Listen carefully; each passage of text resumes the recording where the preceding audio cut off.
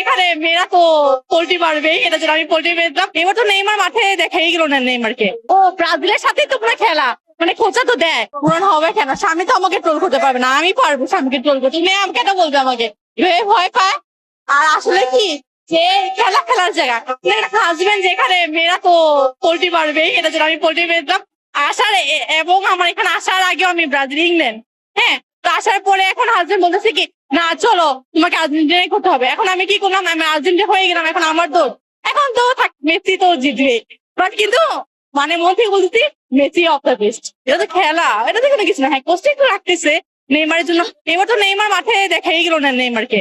মানে আমরা তো নেইমারের যে আশাটা করছিলাম যে নেইমার খেলবে, এবং নেইমারকে জাস্ট 2টা ম্যাচই দেখা হয়েছে, এর বেশি তো নেইমারকে আর দেখা হয় না এটার জন্য। কিন্তু মনে কষ্ট আছে, নেক্সট ইয়ার আমি আমার হাজবেন্ড অবশ্যই থাকবো, এবং আপনারা থাকবে, আপনারাও বলবো যে নেক্সট ইয়ারে কি হয়। এটা তো সাহস নেই, অবশ্যই সাহসে। হাজবেন্ড তো আমাকে বলতে পারবে না, কারণ হ্যাঁ একটু একটু বলে, যেহেতু কালকেই বলতেছিল ও ব্রাজিলের সাথে তো পুরো খেলা, মানে খোঁচা তো দেয়, কিন্তু বেচারা এতটা সাহস নেই আমাকে বলা। সাহস নেই, অবশ্যই ভালোবাসে, এটা যদি সাহস নেই। মনে একটু কষ্ট পেয়েছিলাম তো, যেদিন ব্রাজিল হেরে গেছে ওদিন আমি অনেক কান্নাই করে দিছি, যে এখন তো আমাকে বেচারা সাপোর্ট দিয়ে বলে সমস্যা নেই, আর্জেন্টিনাতে এসে পড়ো, আমি তো আছি। এখন আমি মনে কষ্ট দিয়ে যেতে করছি।